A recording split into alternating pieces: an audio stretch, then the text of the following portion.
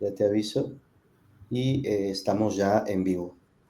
Bien, muy bien. Buenas tardes, buenas noches a las personas que nos siguen en microbiología farmacéutica. Soy Franklin Beans de microbiología farmacéutica y encantado estoy hoy de poder compartir unos minutos, a pesar de la diferencia horaria que tenemos con Europa, con Jordi Iglesias, que es una persona muy querida, muy conocida por la comunidad de microbiología farmacéutica, precisamente porque hemos coincidido en algunos temas de seguridad higiénica de medicamentos y dispositivos médicos, y particularmente porque Jordi trabaja con Charles Rivers, que es una empresa muy conocida en América Latina, Estados Unidos e incluso en Europa, que pues ofrece soluciones, sobre todo muy en la línea de los métodos rápidos, exactos y precisos en temas de microbiología aplicada a la industria. Así que bueno, para mí es un gusto. Hoy vamos a hablar un poco sobre la temática de un evento que tenemos la próxima semana, el próximo 5 de junio, donde vamos a estar juntos hablando sobre estos temas para el medio costarricense, particularmente de dispositivos médicos y de industria farmacéutica, que pues bueno, ya Jordi conoces un poco quizás de la industria local nuestra, pero seguimos teniendo todavía posibilidades de mejora, sobre todo en la adquisición de mejores servicios, más rápidos, levantar un poco ahí la sensibilidad sobre necesidades que de pronto en Europa o Estados Unidos llegan un poco más antes, por razones obvias de una dinámica de la industria más robusta, pero que después llegan aquí muy rápido y nos encontramos con los mismos retos, ¿no? Nos hemos dado cuenta de eso. Así que, Jordi, bienvenido. Me gustaría que te introdujeras para que la gente te conozca un poco y luego ya te voy planteando unas preguntas para este rato de conversación. Gracias. Muchas gracias, Franklin, por esta introducción muy, muy interesante. Es verdad que este seminario que vamos a tener el día 5 va a ser muy interesante, cubrir muchos temas de microbiología, endotoxinas, identificación microbiana, métodos rápidos de microbiología, y espero ver a mucha gente ahí y conocer a muchos nuevos clientes. Estaría muy bien. Bueno, yo soy Jordi Iglesias, soy biólogo de formación, especializado en biotecnología por la Universidad de Barcelona. Hace 6 años empecé a trabajar en Charles River como, bueno, nos han cambiado el nombre bastantes veces, pero al final es como un product specialist, un especialista de producto para la marca de endotoxinas en Europa y América Latina. Las ventajas que tengo yo es que antes de pasar a Charles River era manager de control de calidad microbiológico en una empresa farmacéutica, y estuve ahí unos 15 años con un equipo de 7 personas y conozco todos los productos del portfolio de Charles River. El Celsius para microbiología rápida, para reducir tiempos de esterilidad. Bueno, ya lo vamos a explicar más adelante. Y luego Acugenics, que es para la identificación microbiana. Y como los conozco, aunque mi especialidad son las endotoxinas, pues cuando viajo a América Latina cubro las tres marcas. Otra cosa que creo que es importante remarcar es que formo parte de la farmacopea europea en dos grupos, el de precisamente de microbiología y un grupo que se llama Bacterial Endotoxin Testing Working Party, donde estamos trabajando para incluir todos los métodos recombinantes en la farmacopea europea. También trabajamos con el MIT, el Monocyte Activation Test, bueno, cómo preparar todos los capítulos para ayudar a los usuarios a implementarlos. Y en el grupo de microbiología, pues trabajamos ahora mismo, bueno, va a salir creo este mes o el mes siguiente, un capítulo para describir las validaciones para métodos rápidos, para ayudar a los usuarios a implementar de manera rápida los métodos microbiológicos rápidos, porque queremos reducir, bueno, el gap que hay entre los métodos compendiales, que muchas veces ya son, bueno, muchas veces no, son muy antiguos. Hay muchos métodos mucho más eficaces en el mercado, pero al no ser compendiales, pues la gente tiene los usuarios tienen esta barrera de pensar que como es compendial es mejor. Y en realidad no. En realidad los métodos nuevos que hay sí que requieren unas validaciones un poco más extensivas, pero al final la calidad del resultado es infinitamente superior a los métodos compendiales. Claro. Bien, mira, entonces ahora me resuena un poco en la cabeza esto que dices de los métodos microbiológicos, quizás me permitas llamarles como tradicionales, Sí. o estos son los de siempre, ¿no? Los que hemos visto en las farmacopeas. Y pienso que con esta llegada de los métodos rápidos, pues tiene que haber existido algo en la historia de las regulaciones europeas y latinoamericanas que haya acelerado un poco la adquisición de estas tecnologías, ¿no? Tú que has estado ahí ya durante bastante tiempo, ¿qué puntos claves has visto que hayan sido los que indiquen que la industria pues debería un poco inclinarse hacia las metodologías rápidas? Bueno, es que es una muy buena pregunta. Básicamente, para mí, el mayor problema que tienen las farmacopeas, y no solo en Europa, la USP, tengo compañeros ahí trabajando también. Tuve una reunión este verano con la agencia china. Con la de Japón es un poco más difícil porque no hablan inglés y luego no puedo contactar con ellos, pero para mí el gran problema es que el gap, o sea, cuando tú tienes un método compendial o tradicional, como lo llamas tú, es que te quedas estancado ahí. Estos métodos, cuando pasan a ser compendiales, o sea, un método antes de ser compendial era alternativo, o sea que hay un momento que se decide que ese método va a ser el tradicional o el fácil de implementar, ¿no? Claro. ¿Qué pasa? Que luego te quedas estancado allí. Y las tecnologías ahora mismo aparecen mucho más rápido que antes. Aparecen tecnologías de identificación, de métodos rápidos de microbiología, nuevos test de endotoxinas. Todo cambia mucho más rápido ahora. Y las regulaciones van muy lentas. Y las discusiones que estamos teniendo dentro de la farmacopea europea, y sabemos que la USP también, es cómo romper esta barrera. Porque si nos quedamos con la esterilidad, por ejemplo, tomemos la esterilidad como un ejemplo. Estamos utilizando métodos de los años 80. Estamos en 2025, pasado 45 años, tenemos que cambiar, porque es que no es totalmente subjetivo, no tiene audit trail, y para la industria farmacéutica todo esto no cumple. Pero claro, está descrito como compendial. Por lo tanto, yo como usuario puedo decir, bueno, aquí me dice que yo lo puedo hacer. Por lo tanto, romper esta barrera es importante. No ya para definir nuevos métodos compendiales, que yo creo que no debe ser el camino, sino romper la barrera de utilizar diferentes métodos y facilitar la validación de estos métodos. Que la gente pueda decir, yo ya este método lo valido y que sea no fácil, sino más fácil, más intuitivo poder validar estos nuevos métodos que aparecen en el mercado. Claro, bien.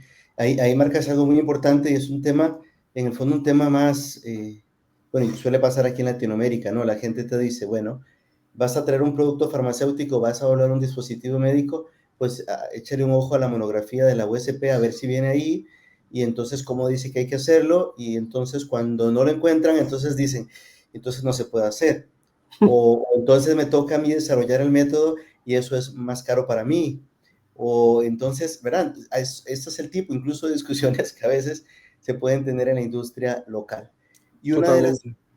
sí, y una de las situaciones también que suelo escuchar mucho es el hecho de que, mira, yo un método tradicional, el ejemplo que pusiste, la prueba de esterilidad, 14 días en contacto con 2 medios de cultivo estériles, el producto, ¿no?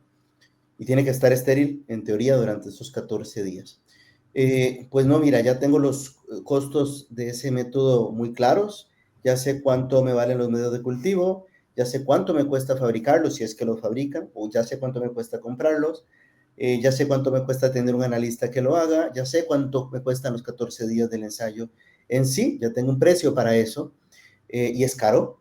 Me estás proponiendo entonces un método rápido que pues, de pronto tampoco es tan barato, implica una validación, implica hacer una comparación con el método de 14 días.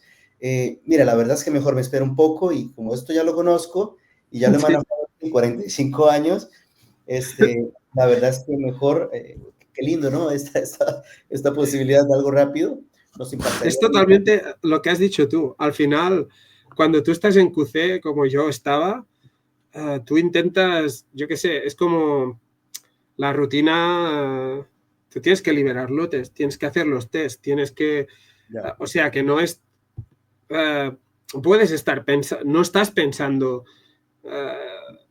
si no te fuerzan a decir, tengo que mejorar este método, es muy difícil que tú lo hagas porque sí.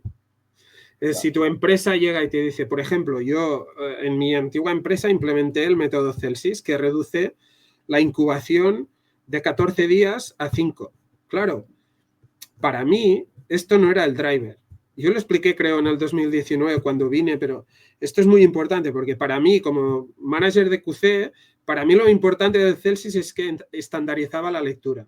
O sea, que no dependía del técnico, que ya. si el técnico está cansado, si la luz no es buena, si la bacteria crece muy lentamente y la turbidez es difícil de ver, pues esto puede generar que yo libere un lote y que este lote esté contaminado. Sí. Aunque el método es el tradicional o compendial y está aceptado. Claro, para mí este era el driver y por eso yo buscaba soluciones para mejorar este método. Pero yo se lo presenté al jefe de planta y él que vio, él le importó muy poco que mejoramos lo que mejoramos en el nivel de control de calidad. ¿Qué le importó a él? A él le importó que reducíamos la liberación de Claro. 14 a 5 días. Si haces esto, quiere decir que tu producto está menos en tu planta. Bueno, yo es que no soy de números, soy biólogo, pero el tío de Supply dijo, madre mía, es que voy a reducir 9 días. Esto es que el dinero que nosotros nos gastamos fabricando un producto va a estar en el mercado más rápido. Por lo tanto, lo que se llama el cash flow es mucho más rápido. Y me dijo, mañana quiero la PO de este equipo y que empieces a validar este producto. Era un producto muy caro y bueno, claro, liberando 9 días antes, pues era, era vital porque Claro, nos generaba más dinero. claro. Bueno, es encontrar siempre este driver que te mueve y también pensar que es verdad que si te toca a ti validar un nuevo método, es tiempo, pero que esto va a pasar en el futuro algún día. Y yo siempre he pensado que es mucho mejor tener un plan que defines tú mismo el ritmo de transición entre este método y el nuevo, que no que te venga alguien y te diga, mira, tienes 2 meses, 2 años, un año, lo que sea, para cambiar todos tus productos. Luego ya no depende de ti, ya estás, no sé si se dice en Costa Rica, pero entre la espada y la pared, lo tienes que hacer. Ya. Y, y ya está. Y por eso yo siempre buscaba cómo mejorar mi laboratorio para que no me pillara desprevenido y que yo pudiera definir mi proceso de cambio. Claro, creo que ahí yo rescataría dos ideas de lo que estás diciendo. Uno es si el tema objetivo de cómo método rápido, pues evidentemente te disminuye un tiempo, pero la pregunta quizás clave es ese tiempo cuando disminuye, ¿dónde es que realmente impacta? ¿No? Claro, Claro, en control de calidad, pues liberarás más rápido, pero impacta en almacenamiento, impacta en logística y quizás ahí los costos, porque ahí no solo guardas un producto, guardas todos los productos de la empresa, ¿no? Y ahí eso tiene un impacto. Creo que vale la pena un poco plantearse esa pregunta y yo invitaría también a las empresas o managers sí, de control de calidad que nos escuchen ahora un poco planteárselo o pensarlo por ahí, porque es lo que suele uno escuchar, no solo con la parte micro rápida, sino que en realidad cuando hay adquisición de nuevas metodologías o de cosas que te hacen la vida más sencilla en el laboratorio, estandarizan procesos, que es tan importante, ¿no? Pienso también que, y eso es más localmente en Costa Rica pertenece ahora a esta organización que es la OSD, que es una organización de estandarización muy importante y de mejores prácticas. Recientemente existe y estamos implementando a nivel país una normativa de buenas prácticas de laboratorio, donde además incluye temas de validación, entre otros temas. O sea que al final, debo decirlo también, la gente también reacciona cuando la regulación te lo pide. Mira, es que Totalmente.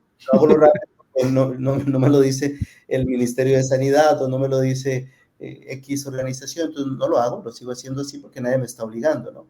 Pues bueno, creo que esa dinámica va cambiando. Y quería preguntarte algo más porque aunque ya nos pasó algunos años, de hecho, si te acuerdas, cuando estuvimos haciendo el workshop de endotoxinas aquí en Costa Rica, en Zona Franca Coyol, eso ya hace algunos años, fue meses previos al tema de la pandemia. Sí. Entonces, ¿cómo ves el tema de la pandemia? ¿Habrá sido algún punto de inflexión para que las empresas empiecen a adoptar estos métodos rápidos? Bueno, yo lo que te puedo decir es que hay empresas, por ejemplo, lo podemos decir porque ya está publicado, pero Pfizer utilizó el Celsius para liberar lotes de la vacuna de la COVID. Claro, en esas situaciones, como son dosieres de emergencia, todo es más fácil. También la necesidad del mercado y que todas las agencias reguladoras estuvieran focalizadas en liberar estos dosieres, evidentemente ayuda. Para mí, otra cosa importante que ha cambiado la pandemia es la necesidad de automatización. Si todo el mundo está cerrado en su casa, o no, bueno, todo el mundo no, pero la gente que va al laboratorio tienes que hacer diferentes grupos. El grupo A va este día, el grupo B va para que no se mezclen y no pierdas toda la plantilla si se contagian. Perder, quiero decir, que se contagien y se tengan que quedar en casa, ¿eh? No, y que no puedan trabajar y que no puedes liberar lotes y todo esto, pues claro, ahora si tú tienes automatización, también te permite, por ejemplo, cargar un equipo y que el equipo gestione las muestras y tú te vas. O si tiene, por ejemplo, otro problema para mí del gel clot o de el test de esterilidad compendial o tradicional es que todo está en papel. ¿Qué pasó durante la pandemia? Durante unos cuantos años no se pudieron hacer auditorías. Por lo tanto, si tú no tienes digitalizados todos los resultados, como Claro. pasa con el gel clot o con las endotoxinas, si te quieren auditar, es mucho más complicado. Las auditorías a distancia o remotas ya se han puesto muy al día. Por lo tanto, esto también es un cambio que se va a producir. Y para mí estos son cambios que ha generado la pandemia, que espero que no vuelvan a ocurrir, pero Claro. que sí, que ha cambiado el mercado de manera, para mí, definitiva en este sentido. Vale, interesante, muy bien, muy bien. Mira, entrando un poco más en el contenido del evento que vamos a tener la próxima semana, eh, hace, hace unos días estaba pensando en los laboratorios de ensayo o los contract labs o laboratorios de contrato, ¿no? Que venden servicios a la industria, que en Costa Rica se ha visto muy potenciado ese mercado de laboratorios de ensayo precisamente por el crecimiento de dispositivos médicos sobre todo y de industria farmacéutica que ha tenido un crecimiento interesante en los últimos años, ¿no? Por ejemplo, Bayer anunció el año pasado que venía a fabricar aquí un implante subdérmico. Todas las oficinas de Latinoamérica, de Centroamérica, de Roche se manejan desde aquí.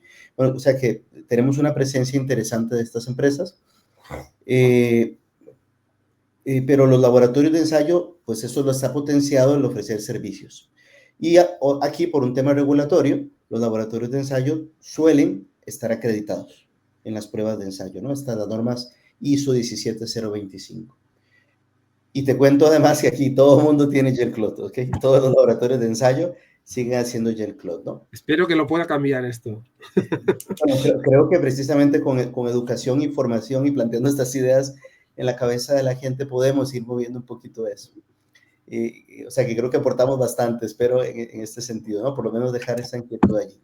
Pero entonces, pensando en eso, ¿cuál podría ser uno o dos ventajas que tú veas de pronto para alguien que dice, mira, voy a acreditar este ensayo porque veo la oportunidad que hay de crecimiento no solo en Costa Rica, sino que en Centroamérica, El Salvador también está creciendo mucho en industria farmacéutica, pero voy a intentar entonces hacerlo como un método rápido. Voy a ver de qué manera lo incluyo dentro de mi alcance de la acreditación. ¿Cuáles serían como esas dos ventajas diferenciales que tú les dirías respecto de los compendiales, pues? Bueno, para mí, si hablamos de endotoxinas, es que, bueno, ya lo voy a explicar durante el seminario. Tengo una preparación. O sea, para mí el gel clot ahora mismo es un riesgo quedarte en gel clot, porque el gel clot es la tecnología LAL que utiliza más reactivo, bueno, no, que necesita más extracto de sangre de cangrejo en relación a cada test que realizas, ¿vale? Como sabemos, hay todo este movimiento para que se eliminen los tests con reactivos de origen animal. Esto evidentemente no será fácil. No va a pasar, por ejemplo, en Europa y en Estados Unidos ya está pasando. Pero claro, China, yo qué sé, India, Brasil, países o Latinoamérica, donde el gel clot tiene esta presencia, vamos a decir, predominante, claro, no puedes cambiar de un día para otro. No puedes decir en Europa, no, porque Europa y Estados Unidos están armonizados. Tú no puedes decir, pues elimino el gel clot. Esto no va a pasar. Lo que sí que va a pasar es que se va a desincentivar el uso del gel clot.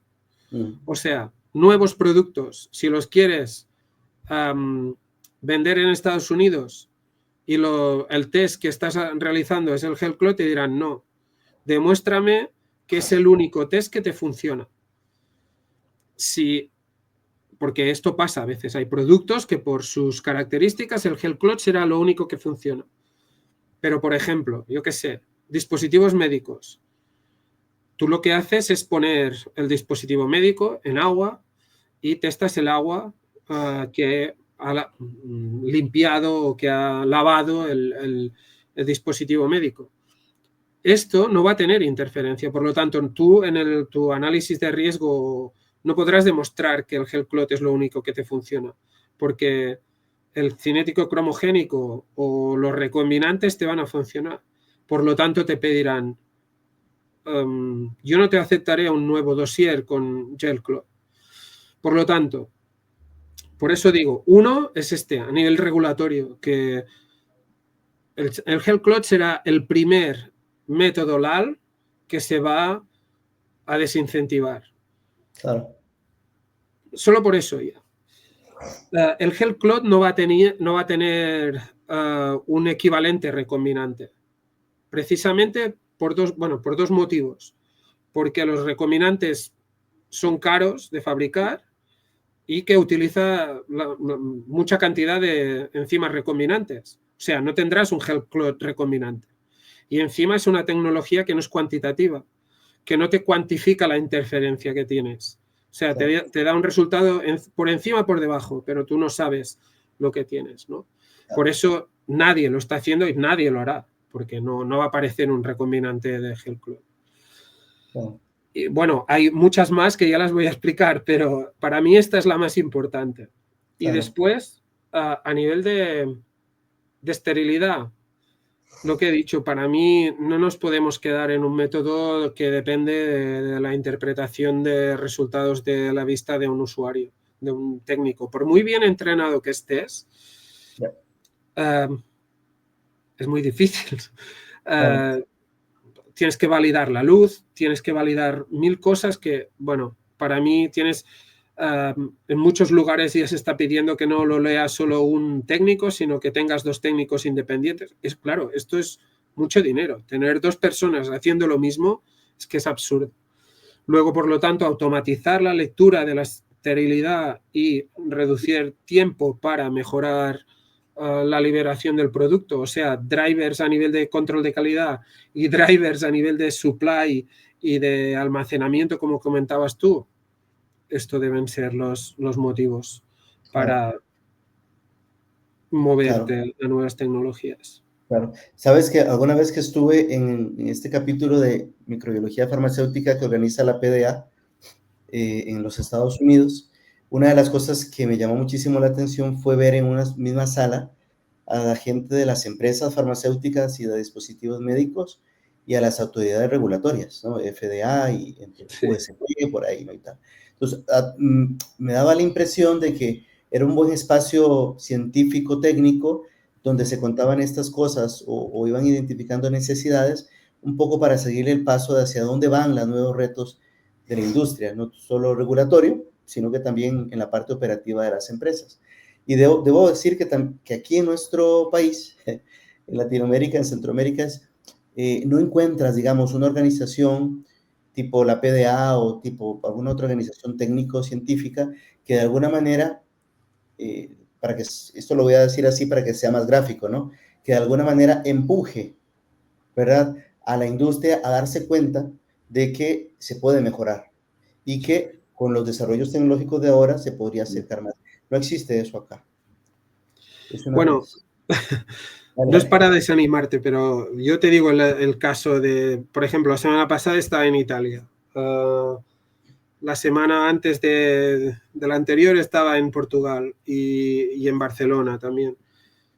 No solo pasa en Centroamérica, aquí tenemos muchas organizaciones que explican esto, pero claro, grandes empresas sí se mueven mucho más rápido que empresas medianas o pequeñas. Las empresas medianas o pequeñas, yo era de una empresa muy grande. Por lo tanto, ya buscaban mejora de métodos, mejora de procesos, porque al final, si tú mejoras procesos, mejoras calidad y reduces scrap, reduces fallos en producción, por lo tanto, si mejoras calidad, al final te revierte a ti. Pero esto a nivel de empresas pequeñitas o medianas, pues cuesta un poco más de ver y normalmente van un poco más despacio a la hora de implementar. Aquí también Claro, hay mucho más, tienes mucha más información, o sea, tienes, yo qué sé, la A3P, tienes la PDA, tienes, no sé, la Agencia Española del Medicamento, tienes 1000 cosas que te pueden, pero siempre te sale algún cliente que te dice, bueno, pero el gel clot está aceptado, ¿no? Y tú, sí, es que es verdad, está aceptado, pero que esté en las regulaciones, o sea, otra, otro error para mí es que hay mucha gente que cree que las regulaciones son, vamos a decir, el top de lo que puedes hacer. Y no, ya. es el mínimo. Siempre Eso, hay un óptimo por eso, encima del mínimo. Eso es lo mínimo que puedes hacer. claro, Esto no quiere decir que sea, por ejemplo, en el gel clot, sí, lo puedes hacer, pero esto es el mínimo. ya, Es lo mínimo que puedes hacer. claro, Y no es lo óptimo. Por ya, lo tanto, bueno, para mí es un error. Sí. claro. Mira, y tratando de hablar un poco de este otro tema, la identificación de microorganismos, ya sabes que aquí por América Latina el tema de la humedad es muy alta, Sí. en general en todo el Ecuador, ¿no? Es muy alto, pero te cuento por lo menos de experiencia propia en el laboratorio donde trabajo, que suele aparecer para estas fechas donde hay más precipitaciones, mayo es un mes de lluvias, empiezas a encontrar hongos, o sea, los hongos son un tema, ¿no? Y suelo pensar que hay una tentación de decir, mira, bueno, ¿cuál es el hongo que salió? Bueno, es el rosado, el de siempre, ¿no? Sí, Es sí. el, el negrito, parece un penicillium, pues ese también es el de siempre.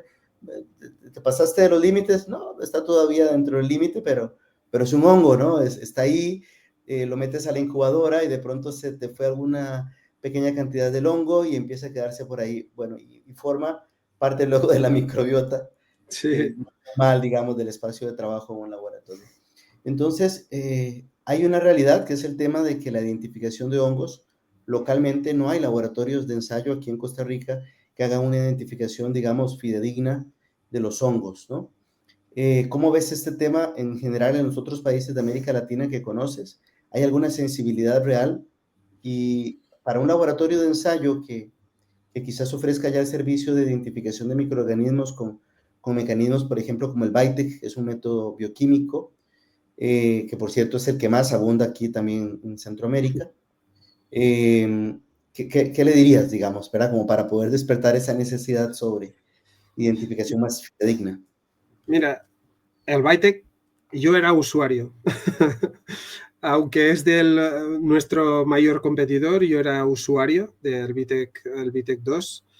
Y el problema del Bytec 2 es que o sea, para mí los sistemas de identificación los tenemos que entender no en base al equipo. Lo que es importante es la base de datos. El equipo es como una pipeta. Básicamente lo que hace es generarte ya sea un espectro, unos datos que se van a lanzar contra la base de datos.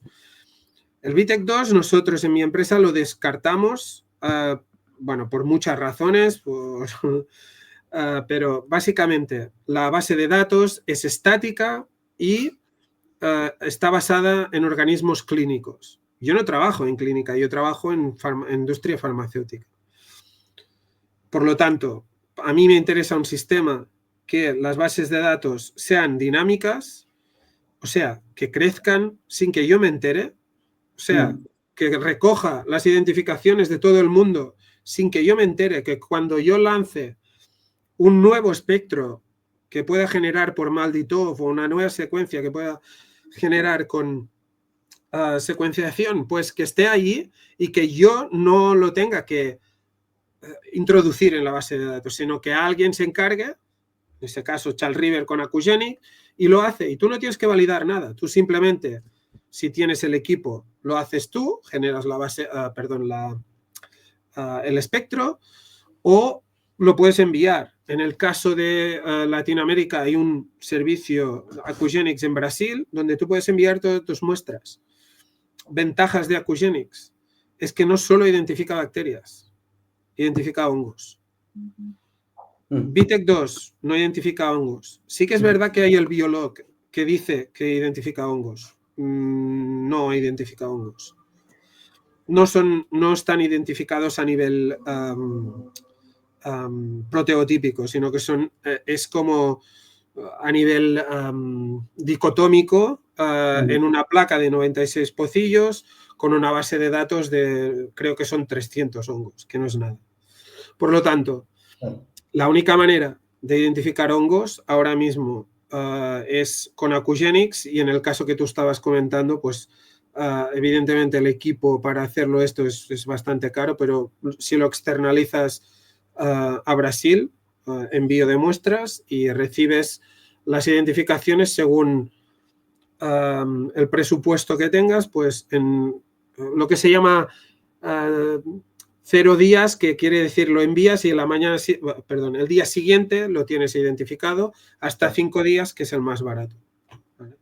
Pero para mí lo que has comentado, esto es súper importante. Para mí, el tema de las identificaciones, tenemos que cambiar la mentalidad completamente. Claro. Para mí, hay un problema de concepción de yo quiero ponerle un nombre, me da igual. Y esto no es. Esto no es lo que estamos... Queremos ponerle un nombre que sea exacto para definir acciones para que no vuelva a ocurrir. Claro. O sea, yo quiero saber, este hongo lo he identificado aquí. ¿Cómo ha llegado aquí? ¿Viene de las salas contiguas? ¿Lo he encontrado en el control microbiológico de los operarios? ¿Lo he encontrado en el control microbiológico de las aguas, de materiales? ¿Puedo hacer una trazar de dónde puede venir? No siempre pasará, evidentemente que no vivimos en un mundo perfecto y es verdad que será difícil, pero es que si no lo hacemos, si no identificamos todo, es imposible. que encontramos esto. Si solo identificamos A y B, muy bien. ¿Qué pasa con C y D, que son las que contienen más carga microbiológica? Si no lo sabemos, pues yo qué sé, puede que venga, puede que no. Claro. Lo más normal es que venga de allí, pero puede venir del material, puede venir de una mala esterilización, puede venir de que se están vistiendo mal, o que lo que has comentado tú, que haya un recoveco ahí en la zona de donde se cambian los operarios, que haya una humedad, y cada vez que tú te cambias y haces movimientos para ponerte las mangas del mono, pues generes turbulencias y se liberen esporas del hongo. No Claro. lo sé, evidentemente pero si tú no haces un estudio de tu microflora, no lo sabrás nunca. Y para mí esto es que yo lo veo muchísimo. Bueno, es que el Vitec 2 ya me da un nombre. Sí, bueno, sí. Yo te puedo enseñar, bueno, tengo ejemplos 1000 y por eso lo quitamos como método de identificación, que te decía, pues, no sé, tenía un 33% de no identificados con Bacillus, o identificaciones por cocuria cuando era Cinetobacter. Bueno, 1000 cosas que, claro, evidentemente te focalizas en la investigación pensando que es cocuria y no lo es. Claro. Es Acinetobacter. Claro. Y esto es para mí lo más importante a cambiar a nivel de identificación. Pensar que no estamos identificando para poner un nombre, estamos identificando para mejorar nuestro proceso, básicamente. Claro. Mira, muchas gracias por esto, porque me parece que también nos pone en perspectiva, ¿no? O sea, para alguien especializado en hongos, los países tropicales son el cielo, ¿no? Porque aquí hay mucha variedad de eso. Y es uno de los riesgos que ocurren siempre en todo lado y en todas las industrias, incluso las alimentarias, ¿eh? Las alimentarias, farmacéutica claramente, industria de dispositivos médicos, que hay muchas también. Quisiera hacer una pregunta, plantearte una pregunta aquí que ya Estefanía Sánchez Argota, ella es directora de calidad y microbióloga egresada de la universidad, trabaja en Cells Life, que es una empresa que está en Antioquia, Colombia. Cuando empezamos a hacer una serie de publicaciones sobre este evento que vamos a tener, pues ella nos hacía un comentario que me parece válido y le prometí que iba a traerlo aquí al webinar, ¿no? Entonces quiero leértelo acá. Vamos a ver. Ella nos pone: tienes razón, Franklin, los beneficios, ella se está refiriendo en este caso a los métodos rápidos, ¿no? De microbiología. Los beneficios son indiscutibles, ¿ok? Pero la realidad económica de las empresas a veces no permite este tipo de cambios. Creo que si existieran, no sé, programas de transición o algo que permita adquirirlas más fácilmente, muchos cambios se harían de manera ágil y mejorarían considerablemente todo el tema analítico, que es tan crítico, porque para mí los datos que generan son los que mandan a parar a la hora de tomar decisiones. Y esto te lo dice una directora de calidad de microbiología con más de 20 años de experiencia en la industria colombiana, ¿no? Que además sabemos que es una industria muy desarrollada. Totalmente. Mira, es que no puedo estar más de acuerdo con esto, es verdad. Lo que pasa que no debe ser control de calidad. O sea, es que a mí me pasaba lo mismo. Es como, no quiero embarcarme en un nuevo proyecto si sé que va a costar más dinero, voy a invertir tiempo y luego me van a decir que no. Si vas con esta mentalidad, nunca vas a... Lo que quiero decir es que no porque nos van a decir que no tenemos que intentarlo.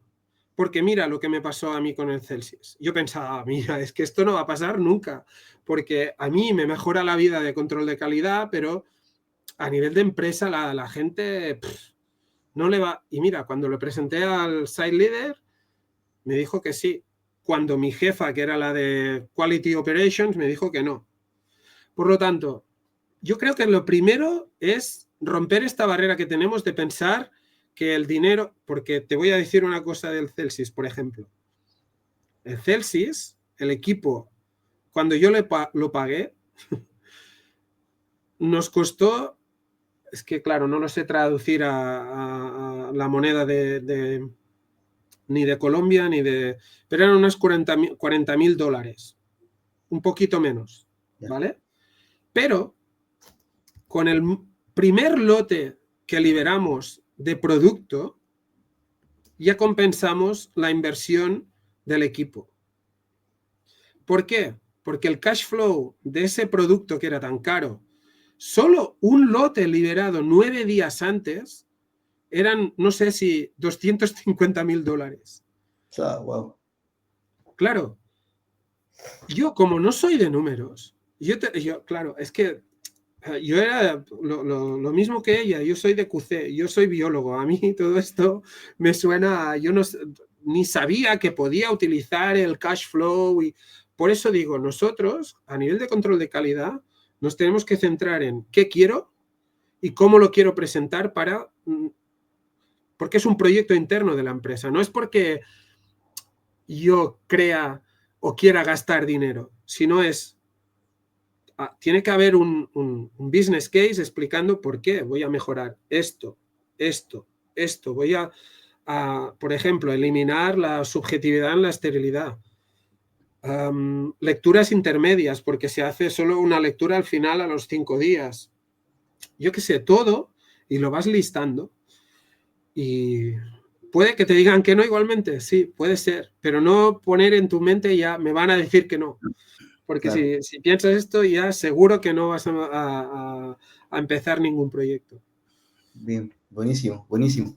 Pues mira, no, yo creo que entonces hay que pensar también un poco en el tema de, y siempre lo digo porque microbiología farmacéutica está muy enfocada en el tema de generar competencias y generas esas competencias en las personas que trabajan en la industria farma y biomédica cuando educas a la gente, cuando le enseñas a la gente las cosas, cuando le enseñas a pensar, incluso a tomar decisiones. Entonces creo que uno de los objetivos grandes que vamos a lograr, si es así, si Dios quiere, el próximo 5 de junio, es un poco abrir esa perspectiva de como varios frentes, ¿no? El tema regulatorio, el tema de que es un mercado muy importante en la industria farmacéutica, hay necesidades operativas, de pronto el impacto de estas tecnologías podemos verlas incluso en procesos más adelante dentro de la empresa. Hay como que ver el panorama completo, pues para entender también que la industria local, centroamericana, está metida en esa dinámica y puede estarlo de manera más precisa, sobre todo si educamos bien a la gente, ¿no? Entonces, bueno, la idea de esto es poder compartir estas experiencias la próxima semana, que se lleven una idea muy clara de hacia dónde estamos y hacia dónde va el tema de las tecnologías relacionadas a las endotoxinas bacterianas, al tema de esterilidad, los métodos rápidos de esterilidad y la identificación. Igual temas de automatización que son tan importantes como decías ahora, sobre todo que ha tomado relevancia después de la etapa de la pandemia, ¿no? Y nada, bueno, muchas gracias, Jordi. Más bien sé que para ti es tarde. Te agradezco muchísimo Sí. compartir esas inquietudes con nuestra comunidad. Invitarle a la gente también que si de pronto tiene más consultas, puede dejarlos aquí en los comentarios o escribirnos al inbox. Con gusto vamos a estar atentos para contestarlas. Y nos vemos la otra semana, si Dios quiere. Sí, nos vemos la semana que viene. Buenísimo. Gracias, Jordi, que estés bien. Muchas gracias a ti, Franklin, y a Gracias. todos. Chao. Hasta luego. Bueno, listo.